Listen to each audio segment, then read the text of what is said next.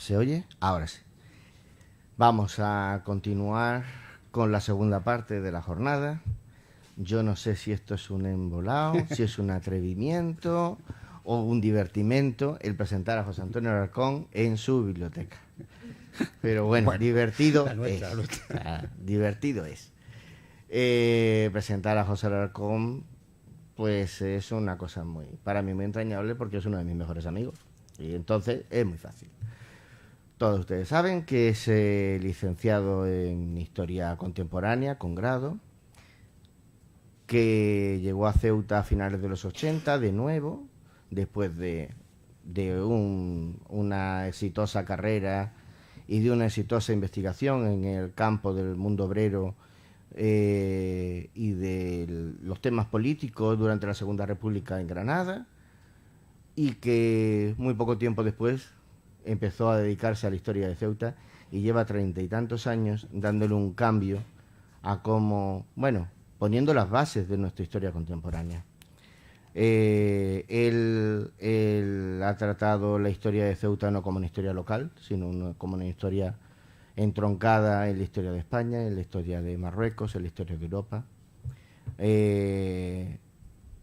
Tiene libros magníficos, especialmente para mí es muy entrañable la historia de la Cámara de Comercio o la de la Escuela Normal de Magisterio, también su historia de los bomberos, pero creo que es esencial la enorme aportación que hace al segundo volumen de la historia de Ceuta, editada por el Instituto de Estudios Ceutíes, que es un trabajo espléndido.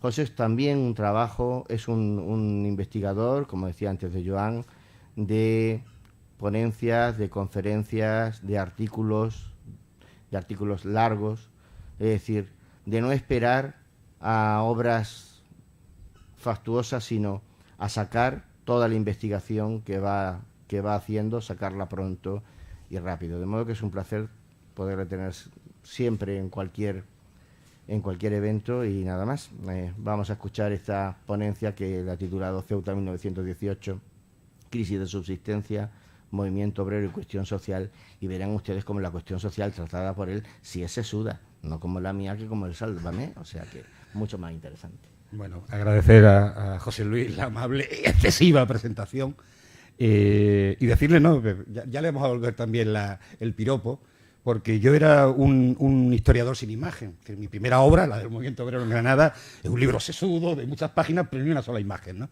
Yo aprendí el valor de la imagen gracias a José Luis y desde entonces creo que no he vuelto a escribir nada sin imágenes. Recuerdo que lo primero que hice sobre Ceuta fue aquel trabajo sobre las elecciones del Frente Popular, la revista que cofundamos en aquellos años, en 1988, que ya ha llovido, Cuadernos del Archivo Municipal, y la ilustraste tú, ¿eh? Y desde entonces, bueno, pues no he hecho ni un solo trabajo que no vaya con sus ilustraciones, y eso te lo agradezco porque lo he aprendido de ti, y eso además creo que da un valor especial a la investigación, el poder aportar esas imágenes, ¿no? Que, como digo, lo he aprendido de ti. He aprendido otras muchas cosas, pero esa sí la he aprendido de ti. Bueno, y dicho esto, vamos a empezar porque si no se nos va el tiempo, y yo suele ser largo. En fin, intentaremos ser... También es verdad que el título es un poco mentiroso. No vamos a hablar solo de 1918. 1918 es una fecha que marca, es el momento del tren, queríamos referenciarlo ahí. Es verdad también el primer momento en el que el movimiento obrero ceutí aparece en la historia, eso sí es cierto, pero es mucho más intenso el 19 y ese conflicto va a llegar hasta el 21, ¿no? Vamos a hablar de ese periodo, de esas primeras 2 décadas de la historia de Ceuta, aunque nos vamos a centrar mucho en este periodo 1917-1921. Bueno. En primer lugar, un rápido marco de referencia para que nos situemos dónde estamos, ¿no?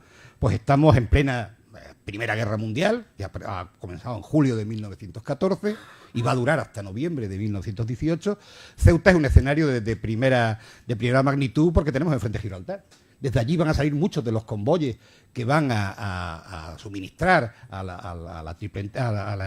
los aliados y, lógicamente, incluso alguna batalla se celebrará muy cerquita de Ceuta. El hundimiento del Britannia, por ejemplo, en 1918, es ahí al lado, en Barbate, prácticamente en el estrecho, ¿no? Los submarinos alemanes y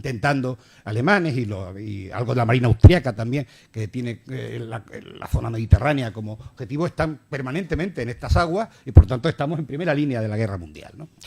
Hay otro acontecimiento fundamental que sucede en plena guerra, la Revolución Rusa, que va a transformar no solo ya Europa, sino el mundo, ¿no? Es una revolución que va a tener un larguísimo recorrido, una expansión indudable, y el octubre del 17 de luego va a marcar a Europa, a España y al mundo, ¿no? A partir de ese momento se va a extender una ola revolucionaria que va a recorrer, como digo, toda Europa y buena parte del mundo, ¿no? Y acontece otro tema que es importante para España. España, no olvidemos, tenemos una monarquía, es de las pocas que van a quedar vivas, después de la inglesa, la española, porque grandes monarquías del periodo anterior van a caer como consecuencia de la guerra. La caída del Kaiser en Alemania, la República de Weimar, la caída de la monarquía también de largo recorrido de Austria-Hungría o del propio monarca turco, ¿no? Por lo tanto, estamos en un periodo de guerra mundial y de cambio y profundo del mapa europeo, ¿no? En España también. España 1917 marca también la crisis española, ¿no? Podemos hablar de una triple crisis en el sistema de la Restauración. Viene provocado en buena parte por los acontecimientos de la guerra. Y en España, precisamente, por morir de éxito, de alguna manera, si quieren, ¿no? Es decir, va a haber una enorme crisis de subsistencia en 1917 porque el comercio español, la industria española, se dedica a la exportación. La guerra europea significa un negocio inmenso, ¿no? Los países europeos están fabricando armamento, faltan materias primas, faltan alimentos y todo lo que se produce en España se vende en el exterior y se vende a unos precios que en España no se podía competir, ¿no? Eso que va a generar, en algunos lugares los salarios nunca acompañaron a los precios estuvieron muy por encima de los salarios, la inflación fue generando esa brecha, pero al menos en las zonas industriales, Cataluña, etcétera, donde las empresas vendían y tenían unos ingresos.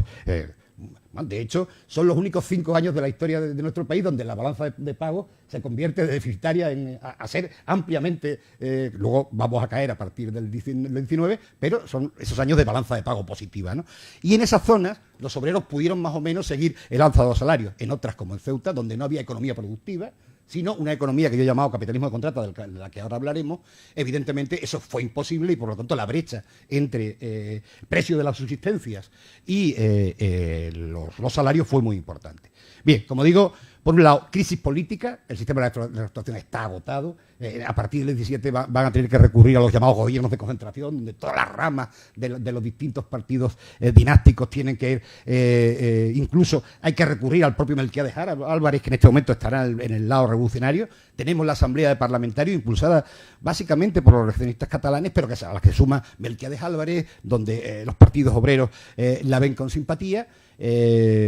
Una crisis militar. ¿Por qué? Porque aparecen las juntas de defensa, que vienen a ser un organismo sindical, en definitiva, dentro del ejército, que, por un lado, tienen un cierto discurso regenerador, discurso que se les va a acabar rápido en cuanto la revolución obrera aparezca en el 17, la huelga general revolucionaria. Ellos van a correr al bando del orden, sin ninguna duda, pero sí van a imponer una cierta, sobre todo el problema que tenían es los accesos rápidos en Marruecos. Normalmente la Junta la representan los militares más burocráticos asentados en la península. Ceuta hubo una Junta de Defensa, pero bueno, en definitiva, crisis militar.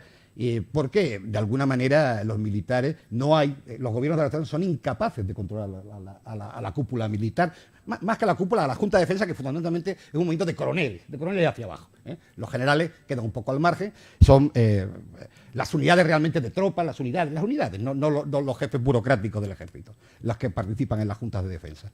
Precisamente le va a costar el puesto a Alfau en Cataluña, que se encuentra con toda la crisis de la Junta de Defensa, que acaba hacía poco había salido de Ceuta, había sido primero capitán general en Burgos y luego en Cataluña, y la crisis de la Junta de Defensa de Cataluña detiene a Benito Márquez y a todos los primeros junteros en Barcelona y le va a costar la destitución, ¿no?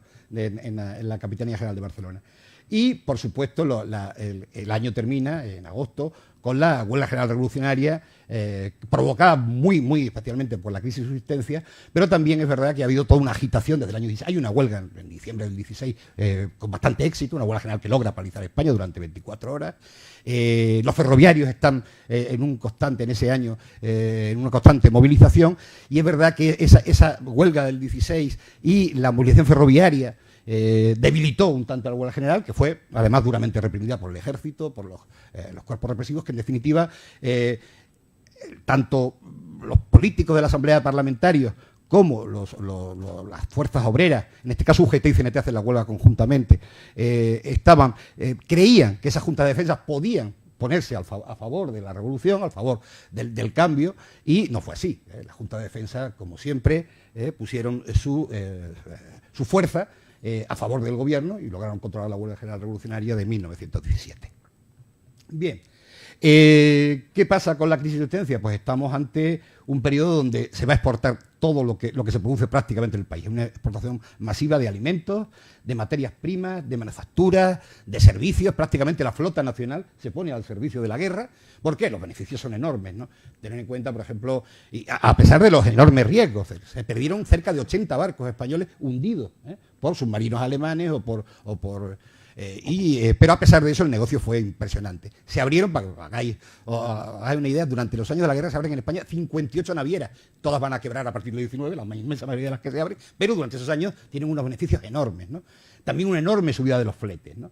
Esta exportación masiva hace que el mercado interior se desabastezca. Pues ¿qué va a pasar? Pues inflación, escalada de precios. Esa escalada de precios no va a ir acompañada de un incremento suficiente de los salarios y también se va a disparar el coste de los transportes y de los fletes, ¿no? Pues a Ceuta estas dos le dan de pleno. El abastecimiento es casi todo exterior, por lo tanto tiene que llegar por mar, y los fletes pues son fundamentales a la hora de traer alimentos a la ciudad, ¿no? Por lo tanto, en Ceuta esa carestía se va a ver, lo vimos ayer en Melilla, en Ceuta pasa parecido, este proceso inflacionario que hizo muy difícil. Hubo momentos que prácticamente no se podía abastecer la ciudad. Hubo momentos que había harina para 2 días, ¿no? Y había que recurrir a... En fin, hubo momentos desesperados, sobre todo en el 18, a partir del final del 17, 18, 19. Lógicamente, este incremento de los precios, donde, digo, en algunas zonas más o menos se pudo paliar con subidas, especialmente en Cataluña, donde la industria era poderosa, con subidas de los salarios, y sin embargo en la España jornalera, en la España de la agricultura fue durísimo, ¿no? Y en ciudades como Ceuta, que no tenía esa economía productiva, luego también fue muy duro, ¿no? Además esto se va a unir, este problema de subsistencia, de hambre, en definitiva, de verdadera hambruna. Ahí veis un chiste de la época, ¿no? Que es curioso, donde se dice,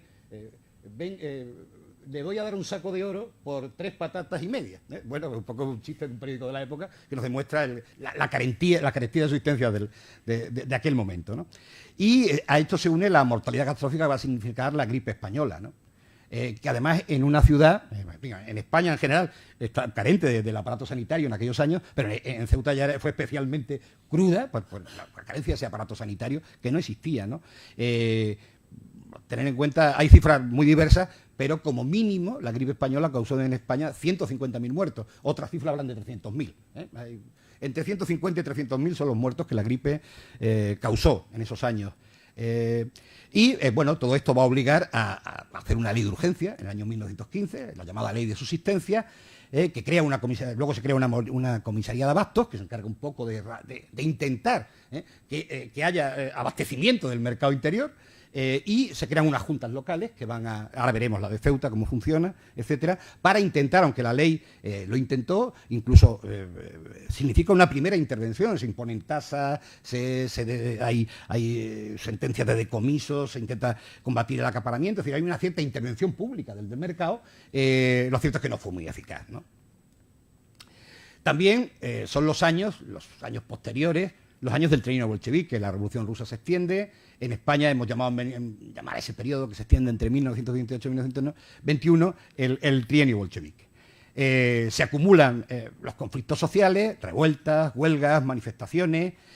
Hay una fuerte influencia de la Revolución de Octubre, el famoso momento del debate tercerista en el PSOE, que de hecho provoca la decisión de una parte de ello para fundar el PCOE, el famoso Partido Comunista Obrero Español, que luego sería el PC.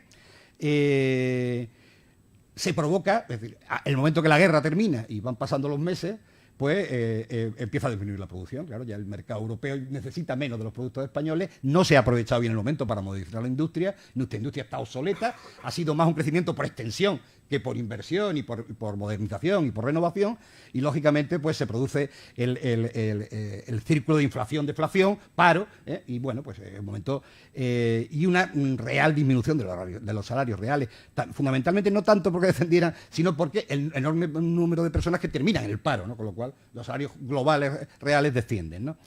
Y sí es verdad que hay una cierta, de hecho hubo tanta movilización que el Estado conservador, el Estado de la Restauración, tiene que tomar algunas medidas, ¿no? De hecho, son medidas sociales limitadas, pero bueno, no dejan de ser importantes. La ley de las 8 horas es de 1919, limita la jornada a las 8 horas, y una primera ley de retiro obrero muy leve, afecta a muy pocos obreros, pero bueno, es el primer antecedente de un sistema de previsión social muy precario, evidentemente, pero arranca también en 1919 como consecuencia de todas estas movilizaciones que traen como consecuencia la crisis de 1917 y la crisis de subsistencia. Bien, ¿cuál es la situación de Ceuta en torno a 1918? Tenemos que tener en cuenta primero un factor. Arrancamos de 1906, Conferencia de Algeciras. Ceuta se prepara para ser la base logística de la operación de España en Marruecos.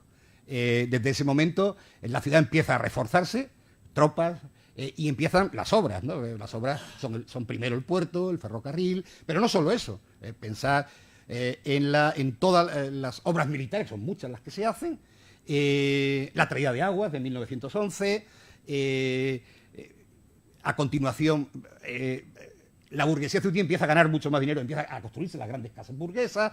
Estamos hablando de una expansión económica muy importante en la ciudad como consecuencia de ese proceso de penetración en Marruecos. ¿Qué pasa? En 1911 se cierra el penal. Hasta entonces el trabajo de Ceuta es básicamente penado. Es un trabajo que prácticamente tiene unos costes muy bajos, ¿no? Ceuta tiene que entrar en una nueva fase, que es una fase de capitalismo puro y duro, donde los penados se marchan y ahora tienen que llegar obreros inmigrantes, en definitiva, para construir esa infraestructura. Para que hagáis una idea de cuánta gente llega, ¿no? En esos primeros, entre 1906, tenemos el famoso censo que hace García Fernández, que lo tenemos, es de 1906, sabemos que hay 13.000 pocos habitantes, y el censo de 1920 registra ya 35.219, es decir, la mayoría crecimiento inmigratorio, el vegetativo es muy pequeño, ¿no? Casi 20.000 personas llegan a Ceuta en esos 15 años, 14, 15 años, para asentarse en la ciudad. Fundamentalmente, ¿qué son? Soldados, militares y jornaleros, ¿no? La mayoría jornaleros sin cualificar, que proceden la mayoría de Andalucía, Cádiz, Málaga, básicamente son las dos grandes provincias que aportan esas personas, en su mayoría analfabetos, vienen del campo, y sobre todo generan una sociedad muy peculiar. A mí me costó mucho trabajo, cuando hice una primera pirámide de esta población, identificarla. No se parecía a ninguna pirámide que yo hubiera visto nunca, ¿no? Ni la industrial, ni la clásica. ¿Sabéis cómo la llaman los demógrafos? La pirámide de Dubái. Es actualmente la pirámide muy parecida a la que existe en los países del Golfo. ¿Por qué? Porque importan mucha mano de obra joven, hay un largo brazo a la derecha de la pirámide que se extiende de una forma, se te va del plano, ¿no? De hecho, nunca he logrado poner porque se te va del plano. ¿Por qué? Porque venían hombres solos. Luego, es verdad que con los años habrá regrupamientos familiares, vendrán a venir las mujeres y tal, pero en ese momento hay una desproporción enorme y hace una demografía muy peculiar la de la Ceuta de esos años, ¿no? Y además viene una ciudad que, lógicamente, es una ciudad de 10.000 habitantes que no tiene en ese momento ni estructuras sociales, ni educativas, ni sanitarias. Y una escasez de viviendas absoluta, ¿no? Por lo tanto, caen sobre una ciudad sin ningún tipo de protección social y sin ninguna posibilidad en ese momento de generarla. Como digo, el 1912 marca el final de ese trabajo penado y estos son presos, trabajando, uno, pues puede ser desde el día, puede ser esta foto, ¿tú qué? Sí, escoltados por son unos penados, bien. Y comienza todas las obras de infraestructura, que tienen como objetivo la penetración en Marruecos, ya hemos hablado de puerto, ferrocarril, aguas, equipamiento militar, y luego como sinergia, todos aquellos comerciantes ceutíes que se van enriqueciendo en este proceso van a construir lo que hoy conocemos como la Ceuta de las grandes casas, la Casa Delgado, la Casa Trujillo, la Trujillo es más posterior, pero bueno, hay muchas de ellas, tú las conoces todas, eres un experto en eso, son muchas y yo no las voy a citar todas porque el gran negocio es el suministro a las tropas y la contrata. o contrata para la construcción del puerto, contrata para la construcción del hospital militar, suministro a los distintos cuerpos de ejército. Eso es el gran negocio de la ciudad. De hecho, más adelante, Parrado Gil, uno de los militantes obreros de los años 30, lo llamará el Río de Oro. Algún historiador, como Eloy Martín Corrales, lo ha llamado el sueño del Dorado. Se llega a es una ciudad que va a ser una gran ciudad burguesa y tal. Es un poco el sueño del africanismo de este principio de siglo que alimenta a la ciudad, ¿no? Y el modelo de crecimiento económico que tiene Ceuta, yo lo he llamado, empecé a llamarlo así, creo que la primera vez que lo hice fue en 2006, cuando publiqué lo del chabolismo en la ciudad. Capitalismo de contrata. ¿Qué significa? Bueno, el capitalismo productivo, el que basado en la producción industrial, pues el incremento de la producción, la mejora de los sistemas de producción, hace que se incrementen los beneficios. Aquí la única manera de incrementar los beneficios son dos. O se disputa la plusvalía a los obreros que trabajan, o se abaratan los materiales, ¿no? Es decir, ¿por qué? Se hacen a precio fijo. Tú haces una licitación y tú tienes un precio fijo y tienes que construir la obra con ese precio fijo. Por lo tanto, si quieres ganar dinero, tienes que endurecer tu negociación colectiva, tu negociación salarial. Básicamente, Ceuta es lo que va a pasar, ¿no? Es decir, hay una fuerte... Además, tener en cuenta una cosa, la mentalidad de nuestros comerciantes, nuestros industriales de primera hora, de ese primer momento, entre el 10 y el 20... vienen de ese trabajo penado. Muchos han utilizado el trabajo penado durante los años anteriores. Por lo tanto, son empresarios en sentido duros que además hacían sus trabajos, sus obras casi a un tercio del coste real, que en aquel momento podía ser el coste jornalero, el coste de jornal, ¿no? Condiciones, bajo salario. Los que vienen son pobres de solemnidad, vienen expulsados de Andalucía con una mano atrás y otra adelante. De hecho, uno de los primeros elementos esenciales es la extensión enorme del chabolismo. En Ceuta, en 1900, hay un estudio de 100 páginas, está publicado en las 6ª jornadas de historia, fue un trabajo mío, gracias a un gran trabajo de Blaine, hay 2 enormes tomos con datos sociales del barraquismo ceutí magníficos que se hicieron para la erradicación precisamente en los años 40 y nos sirvió de base para ese trabajo. Pues como digo, hay unas 28 chabolas al comenzar el siglo y al cerrar 1920 tenemos 1.618 chabolas. Es decir, casi el 45% de todos los edificios de la ciudad son chabolas. Pero chabolas, es decir, latón, madera, como mucho de 4, 6, 8 metros, donde la gente vive confundida con los animales, barrios sin ningún tipo de saneamiento, donde la enfermedad se extiende, el tracoma, que fue una enfermedad típica de la ciudad, una falta de higiene, la tuberculosis, la difteria, las enfermedades típicas de la miseria, de la pobreza y del hambre, ¿no? En definitiva, son las que asolan a ese chabolismo que irá creciendo, ¿eh? Llegará en los años de la República, estamos hablando de 3.000 y pico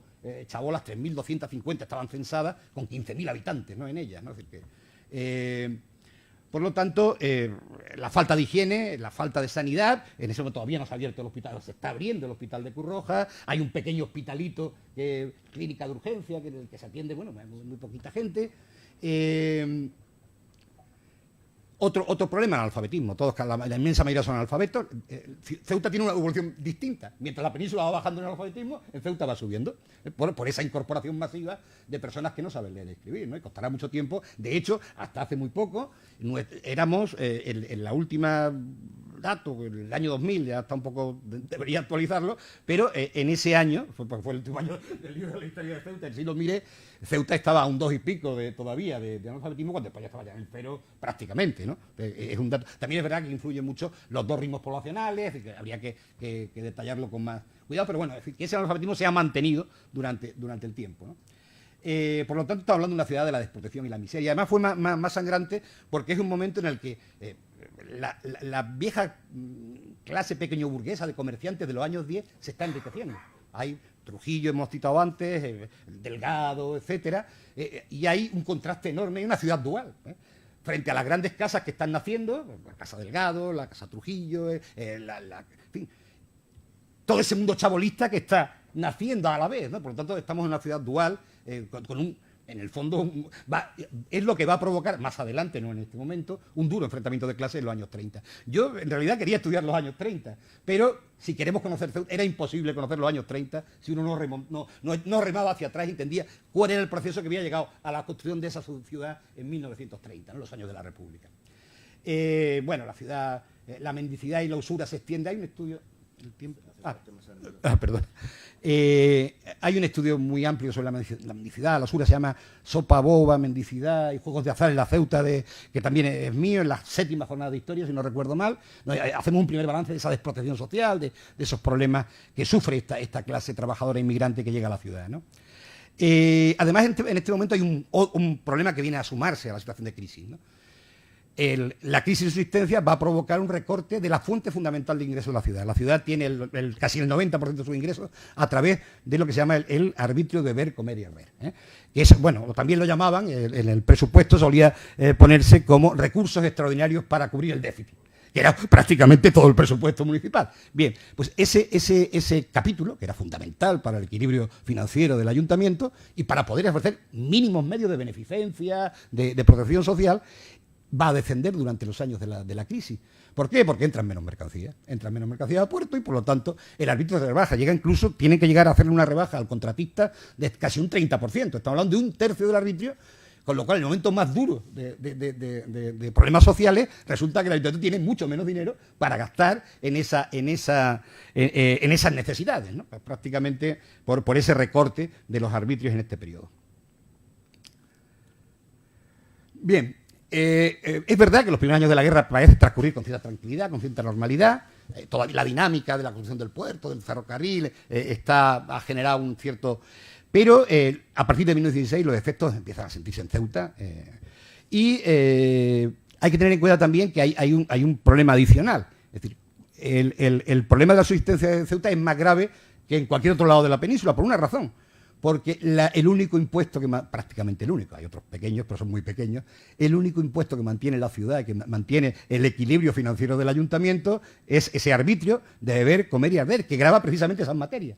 Lo que se bebe, lo que se come y lo que se quema. La gasolina, carbón, etc. ¿Eso qué hacía? Pues una ciudad terriblemente injusta en lo impositivo. Es decir, tú podías comprarte el último modelo de coche, como hacían los ricos de la ciudad, o construir, o gastar en lujo lo que quisieras, no tenías impuestos, estabas libres de impuestos, y sin embargo, para comer un kilo de arroz había que pagar. Los pobres financiaban básicamente buena parte de ese impuesto, exactamente igual que los ricos, evidentemente más, su porcentaje, la alimentación jugaba un papel mucho más importante que en el de los ricos, ¿no? Ese fue uno de los graves problemas de no poder ofrecer un sistema impositivo que fuera capaz de dar respuesta a ese aluvión de inmigrantes, de pobreza, de miseria que había caído sobre la ciudad, ¿no? La escasez empieza a producirse por alimentos, especialmente la harina, durante todo el periodo va a ser muy difícil de conseguir, frutas, legumbres, patatas, arroz, en cada momento hay uno u otro producto. Se eleva el precio del pescado y también hay una razón. Tenemos enfrente a Gibraltar. En Gibraltar llegan los convoyes, que son los grandes convoyes que van a suministrar a los ejércitos aliados. Buena parte de la producción que venía de Marruecos antes se va a ir a Gibraltar. Los huevos se venden en Gibraltar. ¿Por qué? Porque se paga mucho más caro. El pescado ceutí se saca de extranjero. Es verdad, porque hay la ley de subsistencia prohíbe, pero los acaparadores se buscan la vida y terminan vendiendo el pescado en Gibraltar. Daros un dato, para que nos hagamos una idea de qué significó Gibraltar. Cuando empieza la guerra, la línea tiene 30.000 habitantes. Cuando termina la guerra, la línea tiene 62.000 habitantes. 10.000 linenses trabajan para el acopio, fijaros la cantidad de suministros que llegaban a Gibraltar para suministrar a los ejércitos aliados, ¿no?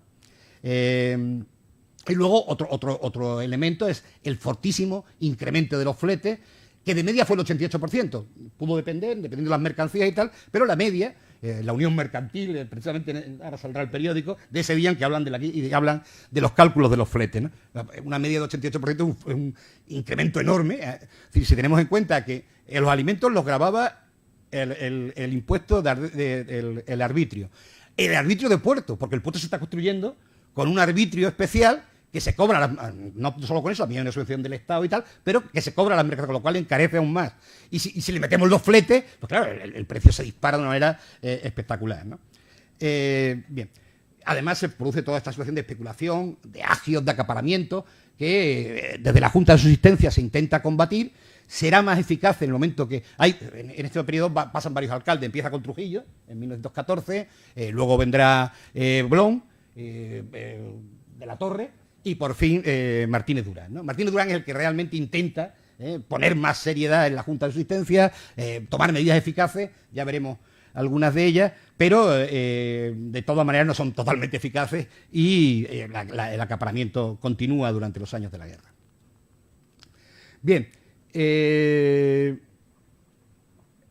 la primera Junta de Abastos la va a presidir el comandante general, porque en Ceuta llega a ser tan importante el problema que se crea incluso antes de la ley de subsistencia. El comandante general decide crear una Junta Local de Subsistencia que va a presidir él. Este es el comandante general de la época, García Menacho, que es todavía Ramón García Menacho, el sucesor de Alfaro, no, sí, de Alfaro, ¿no? Un anterior. Bueno, en fin, en el momento que se va Alfaro, él está de alto comisario y él está de comandante general. Sí. Y abajo es Trujillo, el alcalde Trujillo. Sí, vale. Bueno, a partir de 1915, todos esos que veis ahí, esos artículos, el trigo, el maíz, el centeno, empiezan a subir sus precios. Y por fin se crea, con la ley de subsistencia, los poderes pasan al alcalde. La ley de subsistencia prevé que la Junta Local sea presidida por los alcaldes, aunque tienen una fuerte dependencia de los gobernadores civiles. Todos los precios de tasa, todas las intervenciones que la Junta de Subsistencia Local hagan, tienen que pasar necesariamente, en este caso, el gobernador civil de Cádiz, que es el que tiene competencia sobre la Junta de Subsistencia de Ceuta, ¿no? Con lo cual hay quien tenga interés, y se puede hacer un estudio magnífico, hay un montón de expedientes en el archivo de la ciudad que uno puede, donde se puede trabajar perfectamente todo este periodo de crisis con los expedientes de la Junta de Subsistencia, ¿no?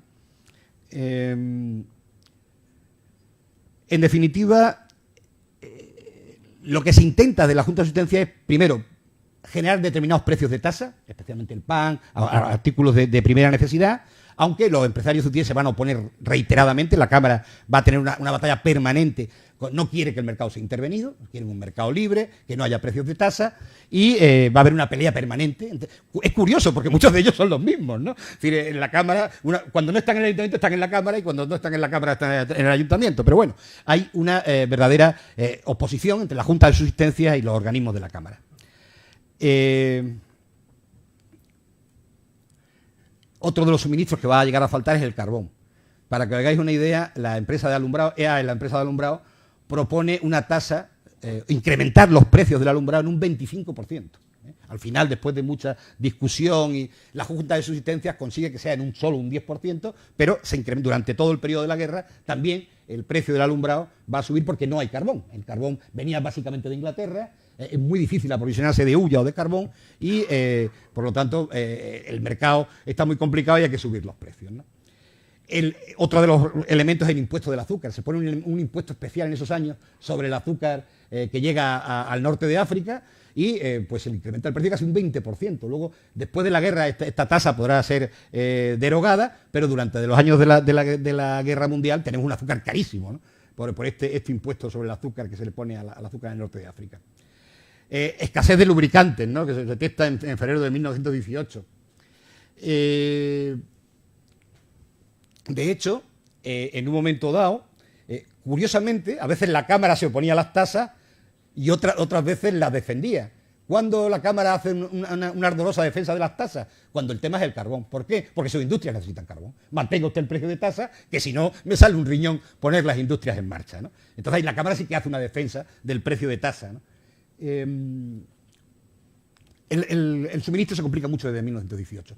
Desde 1918 a 1921 prácticamente es un milagro que cada día la ciudad se abastezca, ¿no? Hay que ir a veces a Gibraltar, a veces a Tánger, el alcalde tiene que dar 1000 vueltas para conseguir 100, 200, 1000 sacos de trigo. En fin, seguir las actas de la Junta de Subsistencia es un verdadero drama diariamente abastecer la ciudad, ¿no?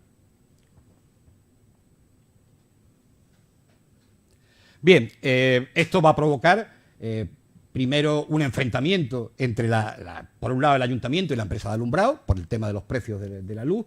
Como digo, se hará por mediación, al final ese 25% inicial se quedará en un 10%. En el verano de 1919 se agravan los problemas para abastecer la harina. Como digo, se hacen gestiones con Tánger, Gibraltar, ya lo hemos comentado. A partir de 1919... Una vez que Martínez Durán sustituye a García de la Torre, Martínez Durán sí decide tomar medidas más drásticas porque la situación es desesperada, ¿no?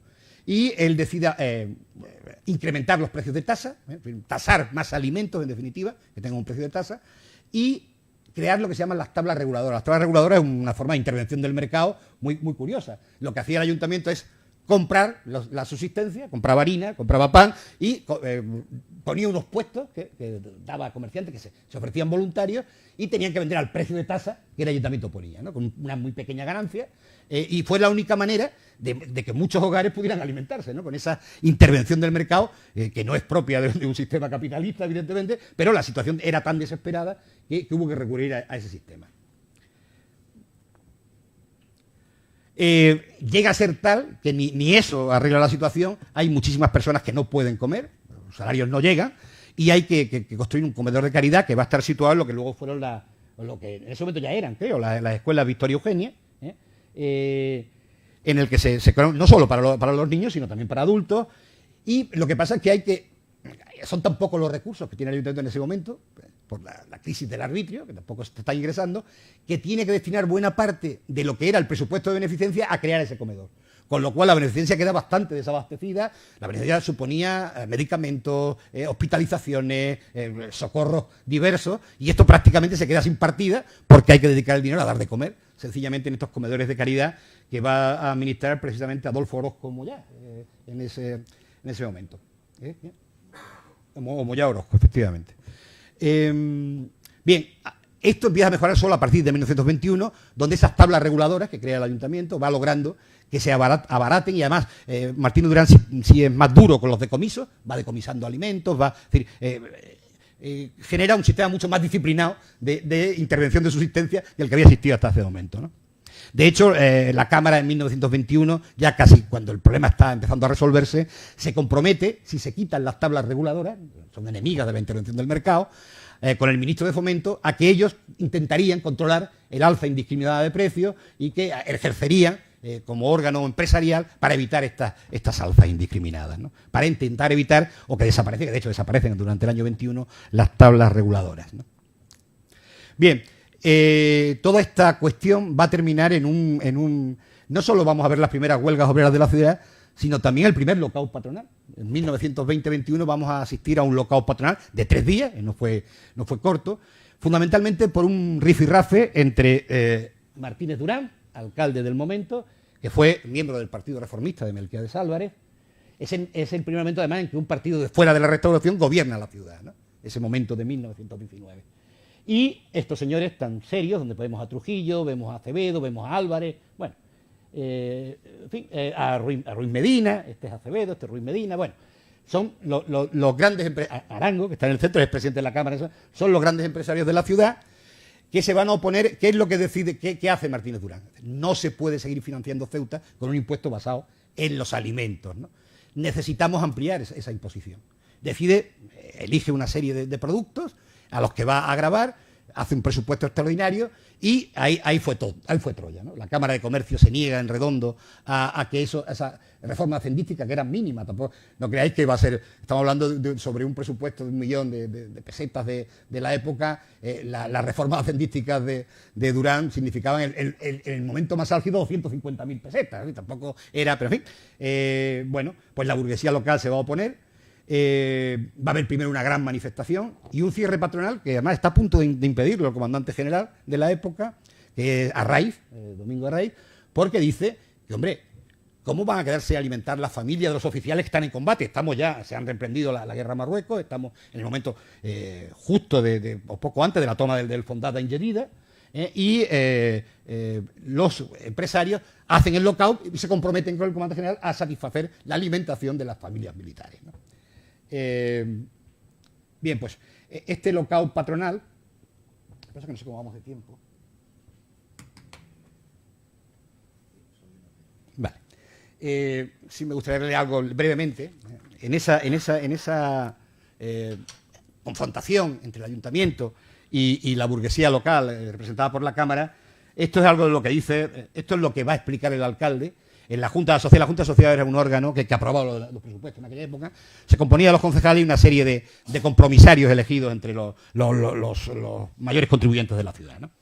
Decía Martínez Durán, son los comerciantes y propietarios, los ricos y poderosos de Ceuta, que son los que tienen que sufragar estos arbitrios. Estos señores no pagan otros arbitrios que sobre los de comer, beber y arder, como un pobre jornalero o de la clase media. No se han manifestado estos últimos, ni han protestado porque creen justo que cada ciudadano deba contribuir con arreglo a su fortuna.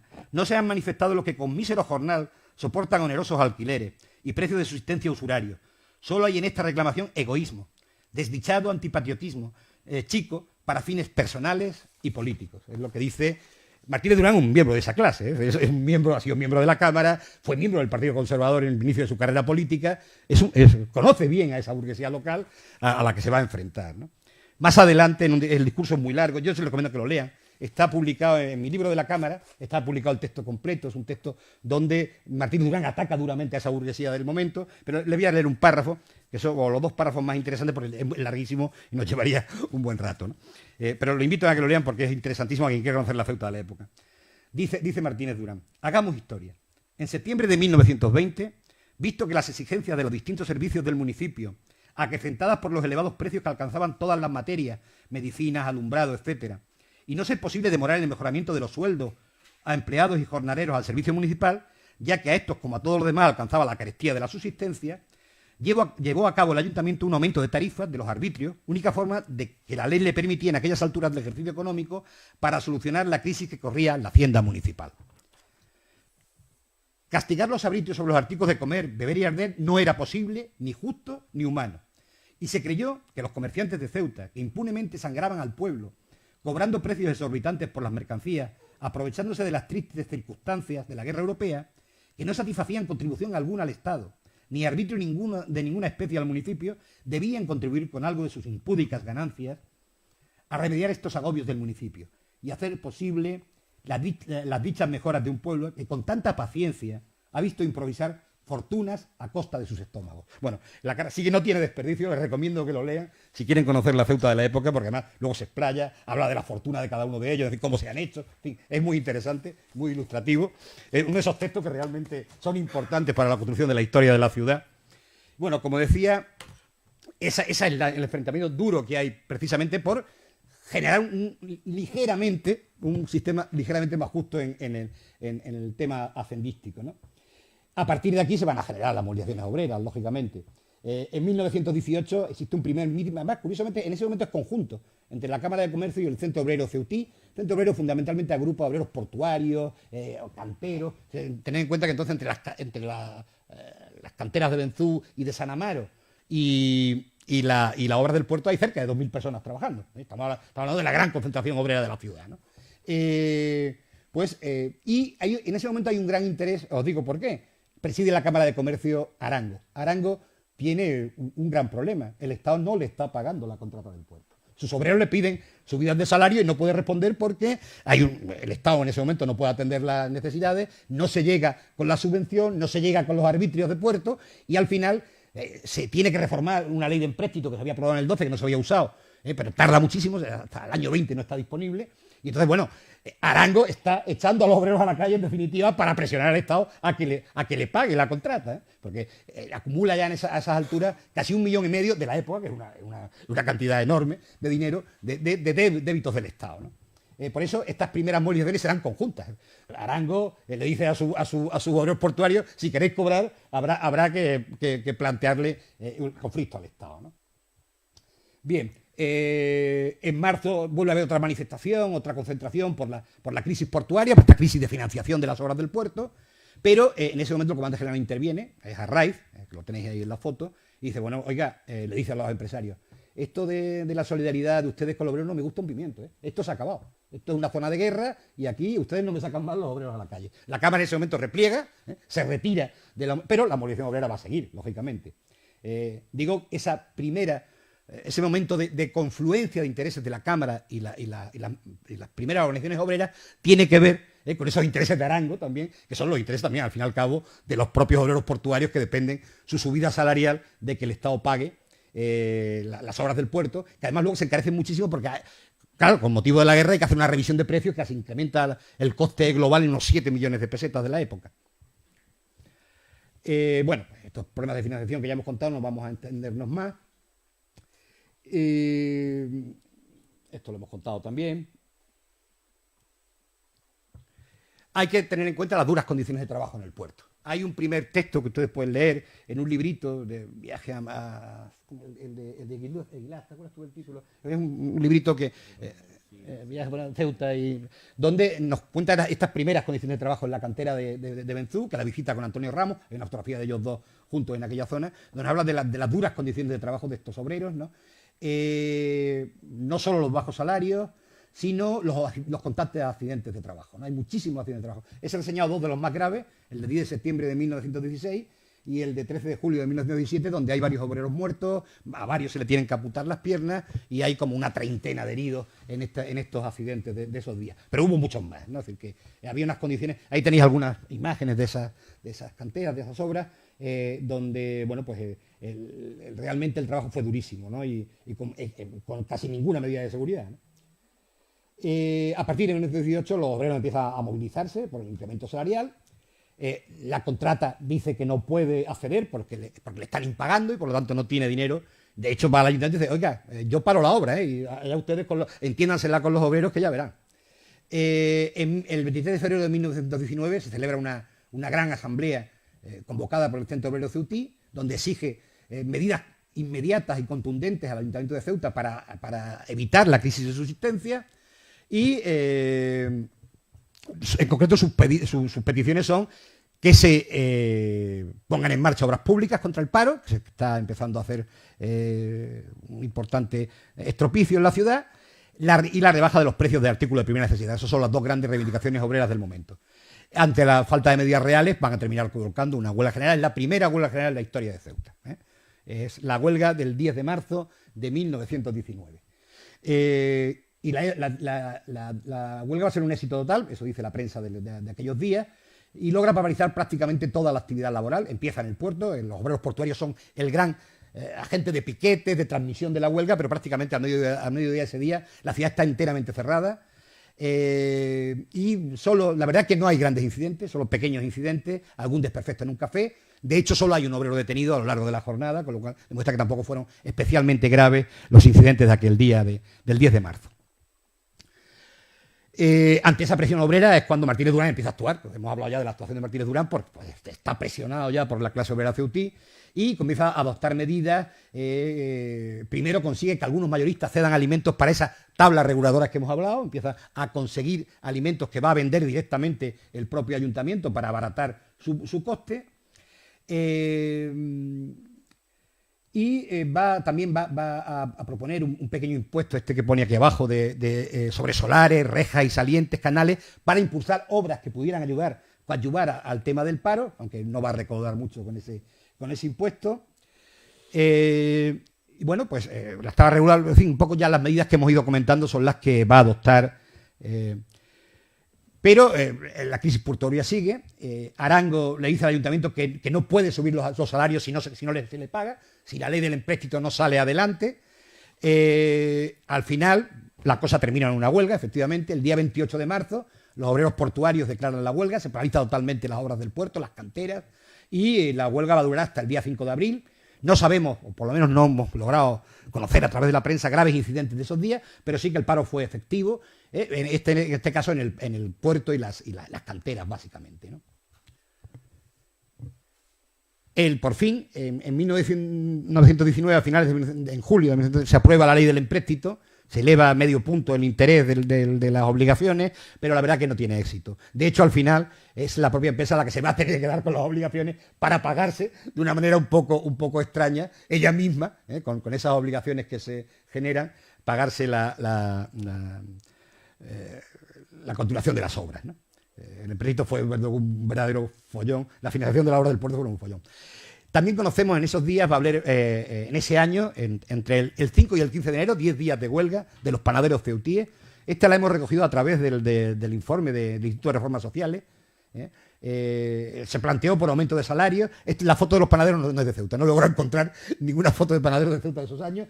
Luego encontré una de los años 40, pero ya era un poquito más avanzada, y son fotos de panaderos de la época, pero de otros lugares, ¿no?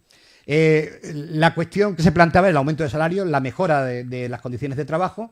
Sabemos, porque se publicaron los números, de los 54 obreros panaderos que existían en la ciudad, 28 secundaron la huelga, un 51,85%. y se perdieron unas 308 jornadas de trabajo, ¿no? Al final una mediación de la Junta Local de Reformas Sociales y los patronos terminaron aceptando la subida salarial, o menos, al menos parte de ella, y concluye la huelga el día 15 de enero.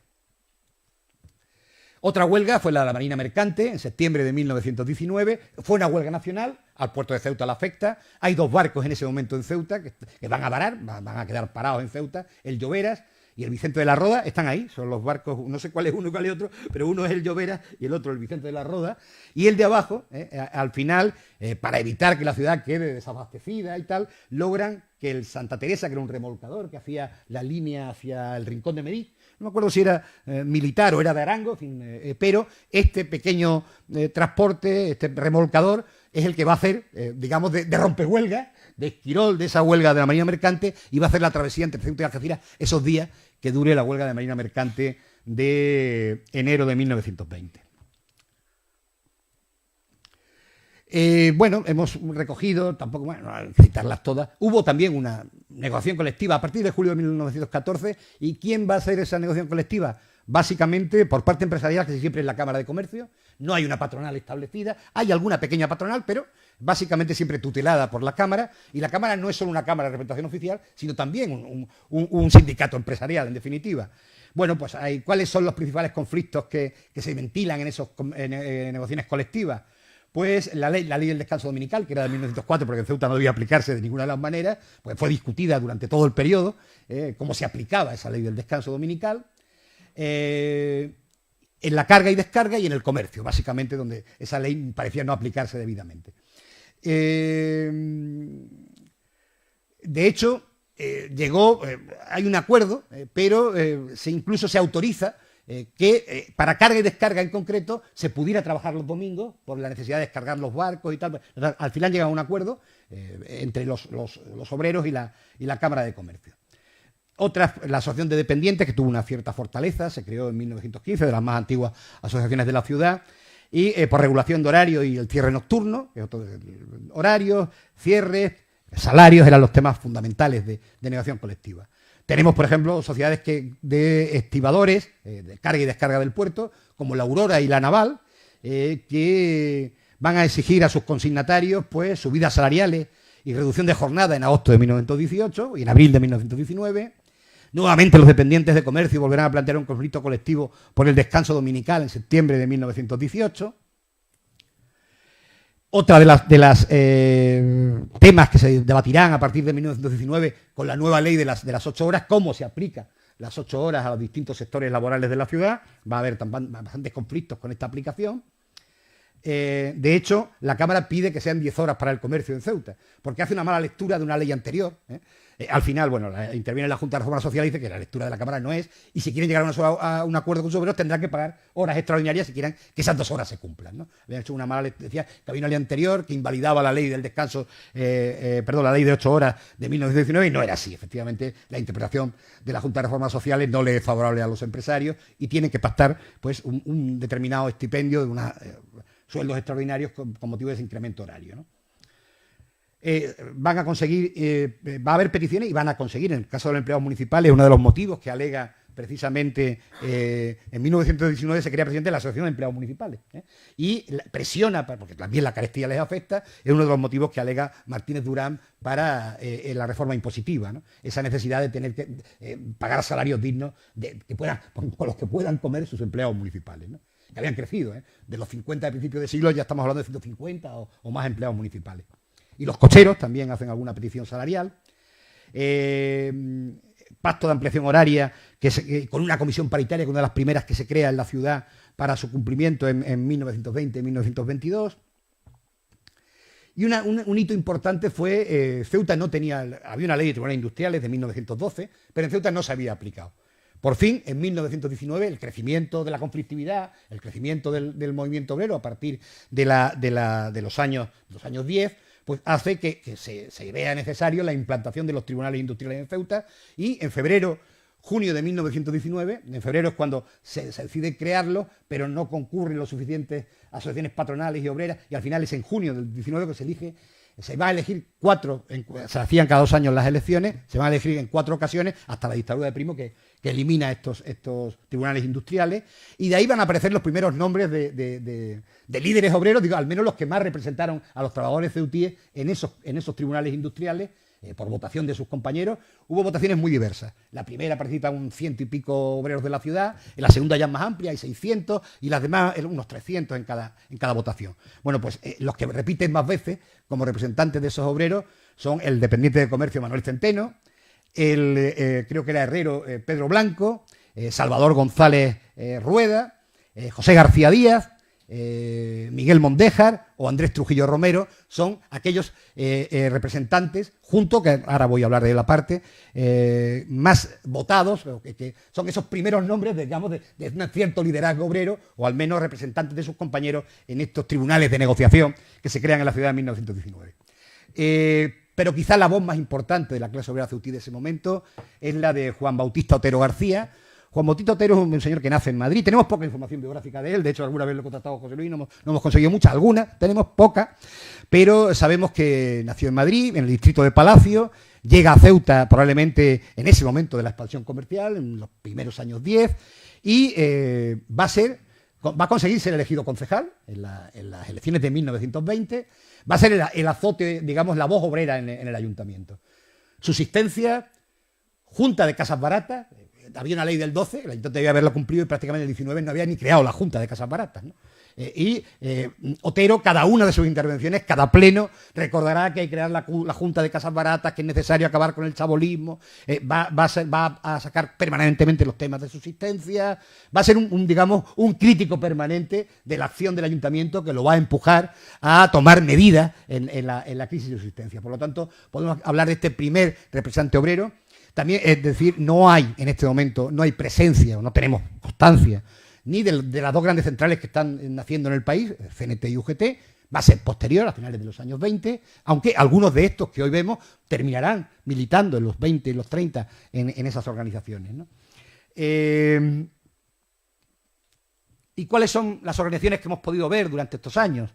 Bueno, pues el Centro Obrero Ceutí, que ya hemos citado, fundamentalmente portuarios y trabajadores de las canteras, la Asociación de Dependientes, que nace en 1915, esta sí que está en el censo, las otras no aparecen en el censo, aparecen solo, intenta estudiar todos los censos de reformas sociales, pero en los de esos años aparece la Asociación de Empleados Municipales, por eso sé la fecha de fundación, porque aparece en las listas, en los listados del censo electoral social, la Asociación de Dependientes en 1915 y la de Empleados Municipales en 1919. Las otras las conocemos por la prensa, la actividad, sus escritos a los plenos, en fin, por su propia actividad más que por otro tipo de documentación, ¿no? La Sociedad de Carga y Descarga La Aurora, la Sociedad de Carga y Descarga La Naval, había 2, que quizás esto obedeciera ya a razones de una cierta diferenciación política en el movimiento obrero, quizás uno estuviera más cerca a los socialistas y los otros a los anarquistas, es posible, no lo sé, porque no tenemos suficiente documentación para asegurarlo. La Alianza Africana del Trabajo, que representaba a los trabajadores de hostelería, la Sociedad de Albañiles del Módulo, es otra de las que está actuando, trabajando en ese momento, en esos años de la crisis de existencia del año 18, y sobre todo, digo sobre todo porque será importante para el futuro, en el momento que el ferrocarril se pone en marcha, a partir de 1918, la Federación Nacional de Ferroviarios Españoles de la UGT. Es la primera asentamiento de la UGT en Ceuta a través de los ferroviarios. La UGT tenía un importante control sobre el sector ferroviario desde hacía años, y estos ferroviarios que llegan a Ceuta son ya miembros de la UGT. Al poco tiempo, ahí tienen luego su logo, este es el logo del sindicato de Ceuta durante la República. Muy poquito después de fundarse en Ceuta, en el 18 aún se llama Federación Nacional de Ferroviarios, cambiará su nombre por el de Sindicato Nacional Ferroviario, es la misma organización que cambia su nombre en 1922, ¿no? Y de ahí sí que van a salir ya personas que van a ser líderes en el movimiento obrero de los años 20-30, ¿no? Finales de los 20, principios de los 30. Los 2 más conocidos, hay otros, pero los 2 más conocidos son Sebastián Ordóñez, que está aquí, y David Valverde Soriano.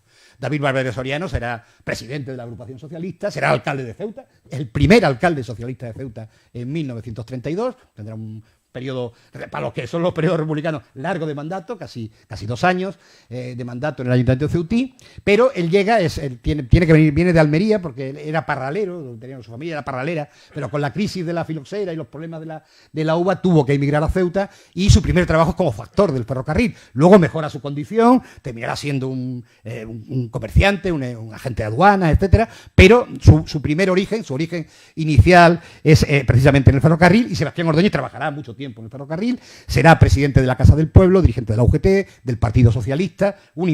Ambos, como sabéis, fueron fusilados durante la represión de la guerra civil, y sí que tienen que ver directamente con este Sindicato Nacional Ferroviario, que de alguna manera ya sí está anticipando las organizaciones obreras que vendrán en los años 30, ¿no? Bueno, pues este ha sido un poco el repaso a ese mundo obrero que nace en estos años. Es el material que disponemos, hemos intentado recorrer todo el material, esperamos poder seguir a copiar nuevo material, que nos den nuevos datos de este incipiente movimiento obrero. Bueno, es de momento lo que hemos podido presentar en torno a ese primer, sí podemos decir claramente, porque no hay una tradición obrera antes de 1911. ¿Por qué? Porque no hay obreros en Ceuta. Hay penados y no hay obreros. Esa tradición se va a ir instalando a partir del proceso de transformaciones que la ciudad va a sufrir. Yo siempre lo he llamado, hay una conferencia que he dado muchas veces, que se llama del presidio a la ciudad burguesa. Pues en esa transición, en ese cambio de ese viejo presidio y fortaleza que empieza a convertirse en una ciudad burguesa, en ese cambio va a aparecer este movimiento obrero que se va a consolidar a finales fundamentalmente en la crisis de la dictadura de Primo, y la llamada dicta blanda, y los primeros años de la República Española. Muchas gracias.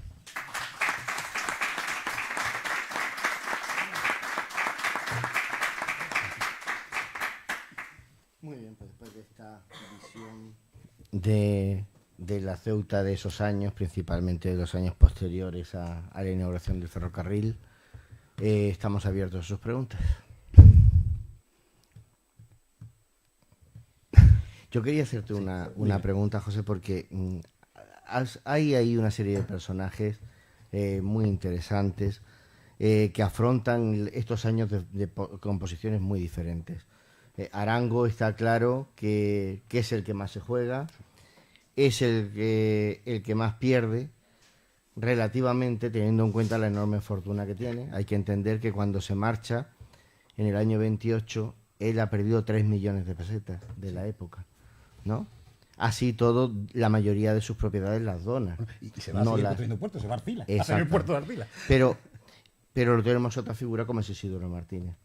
El fin de Isidoro Martínez también es terrorífico, porque no hablas algo de Isidoro, sí, bueno, su ruina, cómo se juega en una parte su fortuna en favor de lo que él cree que tiene que hacer por O sea, a mí Isidoro Martínez Durán me parece una de las personas a las que merece una gran biografía, una buena biografía. Es verdad que hay que ponerse a hacerla, los materiales no son muchos, es cierto, pero habrá que intentarlo, ¿no? Isidoro Martínez es curioso porque es una persona que aparece, primero va a ser vicepresidente de la Cámara de Comercio, la primera Cámara de Comercio que se crea en los años 6, 7, 9. Es un conservador a principios del siglo, es concejal conservador, amigo de las Heras, ¿sí? Y sin embargo va a tener una evolución. Él también va a tener un grave problema. Él empieza a tomar conciencia porque él nunca logró saber muy bien cuál fue el asunto, pues no lo logrado, pero tuvo un grave enfrentamiento, sí lo veo a través de la Cámara, con la administración militar. Y eso era la muerte comercial en Ceuta. Es decir, en la Ceuta de 1900, pelearse con el ejército significaba no tener negocios. El gran contratista era el ejército, era la penetración en Marruecos, y el comandante general, si te ponía la negra, estabas listo. Y Martínez Durán tiene un problema, no sé cuál, con la administración militar, en una relación comercial que tiene con ellos. Y él era empresario, tuvo ferreterías, tuvo luego también una pesquera, tuvo varias empresas. Y ahí que ubica, y a partir de ahí es cuando le empieza a cambiar. Termina ingresando en el Partido Reformista, en Melquiades Álvarez, que en el momento que él ingresa es la izquierda del sistema. Luego termina convirtiéndose en un partido casi dinástico, pero en ese momento, y además significó un cambio en Ceuta importante. Es decir, hasta 1919 está controlado por la Restauración. Es decir, los conservadores y los liberales, que daba igual, los podíais cambiar. Muchos eran socios en la vida privada, con lo cual daba igual, que era una comandita de caciques que controlaban el ayuntamiento, y sin embargo, y él había pertenecido a esa trupe, los conoce bien. Por eso, cuando habla de ellos, sabe de lo que dice, ¿no? Entonces, Isidoro tiene ese cambio, y a partir de ahí él toma conciencia, sobre todo en este mandato. Es verdad que a él sí se lleva con Torres Beleñas tiene, por eso lo sostiene hasta el 23, porque desde el 19 la burguesía local está pidiendo su dimisión. Van a Madrid, hablan con el ministro, le hacen el lockout patronal, en fin, intentan por todos los medios cargarse a Isidoro Martínez Durán, y sin embargo logra sostenerse hasta el 23, ¿no? En el que Demetrio Casares, que viene de su propio partido, lo traiciona y al final termina fuera del ayuntamiento, ¿no? Y Isidoro, bueno, luego va a ser concejal republicano. De hecho, yo creo que en buena parte su partido, en aquel momento el Partido Republicano Liberal, que se cambió el nombre, el de Melquiades Álvarez al principio en el año 31, yo creo que su partido mantiene ese par de concejales por el prestigio de Isidoro. Pues prácticamente los partidos de la Restauración son prácticamente barridos. Isidoro mantiene, si no recuerdo mal, fueron 4 concejales en total de los 30. Entonces yo tenía 35. Ganaron los republicanos ampliamente, pero Isidoro logra en su distrito mantener y lograr ser concejal. Lo que pasa es que prácticamente el ayuntamiento republicano no tiene, porque está enfermo ya. Va muy poco al ayuntamiento y muere en el 32. Se le hace un gran entierro y fue un alcalde con una gran memoria. Yo, de verdad que merece un estudio biográfico mucho más atento, mucho más profundo. Y a mí siempre me pareció uno de los personajes más interesantes de la historia de ese primer tercio del siglo, de la Ceuta, ese primer tercio del siglo, ¿no? ¿Alguna otra pregunta? ¿Algún otro personaje que os interese? Bueno, y Arango, ¿no? No hemos hablado de Arango. Pero Arango, bueno, fue el gran empresario, ¿no? Sin duda. El puerto, luego se quedó con la contrata, bueno, o hizo un acuerdo con la conquistadora y administró el ferrocarril, el astillero y algunos negocios más. Bueno, tuvo el famoso Chalet Arango, que no fue el de hoy, está el de Septi, ¿no? El de donde está la panadería Septi hoy, fue uno de los primeros, bueno, eso sabes tú más que yo, fue su casa y uno de los primeros grandes chalés de la ciudad. Es decir, en aquella época una casa como aquella no era fácil, ¿no? Obtener. Bueno. Muy bien, pues mañana nos volvemos a ver en la tercera y última jornada. Muchas gracias. Muchas gracias.